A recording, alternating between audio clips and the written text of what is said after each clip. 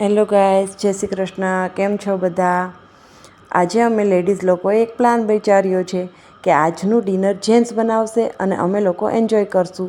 પણ જેન્ટ્સ એમ ઇઝીલી માને એમ તો હતા નહીં, પણ અમે પણ સ્ત્રી અટ પકડેલી કે રસોઈ તો તમારે જ બનાવવાની છે આજે. ફાઇનલી તે લોકોએ ગીવ અપ કર્યું અને વાત માની કે આજે જ રસોઈ તે બનાવશે. પછી અમે ગયા અમારી એક ફ્રેન્ડના ઘરે, જે પરમેનન્ટલી ઇન્ડિયા શિફ્ટ થવાની હતી. તેણે અમારા માટે સરસ એવા દહીંવડા બનાવ્યા હતા. ફર્સ્ટ ઓફ ઓલ તો અમે તે ખાઈ અને પછી કેક કટિંગ કર્યું અને તેના સનને બ્લેસિંગ્સ આપી અને થોડું ફોટો સેશન પણ કર્યું.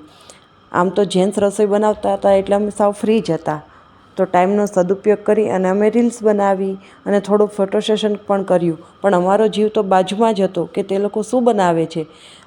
થોડી વારે કોઈને કોઈ જઈને ચેક કરતું રહેતું કે કોણ શું કરે છે. તો કોઈક વેજીટેબલ ચોપ કરતું હતું, તો કોઈ સલાડ કટ કરતું હતું.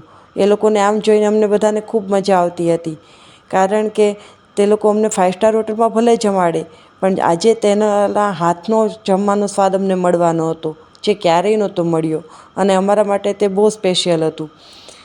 કોઈને કોઈ કાંઈ ને કાંઈ સલાહ આપતું હતું અને ફાઇનલી ડિનર બની ગયું. અમે લોકોએ તો પ્લાન બી સાથે રેડી જ હતા કે ઇનકેસ આ લોકોની રસોઈ સારી નહીં બની હોય તો ઘરે જઈને ફટાફટ કંઈ બનાવી દઈશું અથવા બહારથી જ જમીને ઘરે જાશું. પણ અમારી એક્સપેક્ટેશનથી એકદમ ઉલટું જ થયું. આ લોકોએ અમારી રસોઈ એટલી ટેસ્ટી બનાવી હતી કે આવી તો અમે પણ ન બનાવી શકત, અને એ પણ એટલા બધા જણાનું. અમે બધા તો થોડીવાર માટે શોકમાં જ જતા રહ્યા. તમે જોઈ શકો છો કે તે લોકોએ ખાલી બનાવ્યું જ નથી, પણ એટલા જ પ્રેમથી અમને બધાને પીરસીને અમને સારી રીતે જમાડ્યા પણ ખરા. ખરેખર આજનો દિવસ બહુ સારો ગયો, કારણ કે આવું લગભગ ફર્સ્ટ ટાઈમ બધા સાથે બન્યું છે કે કોઈના હસબન્ડને કંઈક ડિનર બનાવ્યું હોય. અમે લોકો તો જાણે 7મા આસમાને હતા. પછી જેના ઘરે પાર્ટી હતી એણે સોડા અને આઈસ્ક્રીમ સાથે આ પ્લાનને એન્ડ આપ્યો. પછી જેમ શાસ્ત્રમાં કહ્યું છે ને કે કોઈ સારું કામ કરે તો એને એપ્રિશિએટ તો કરવું જ પડે.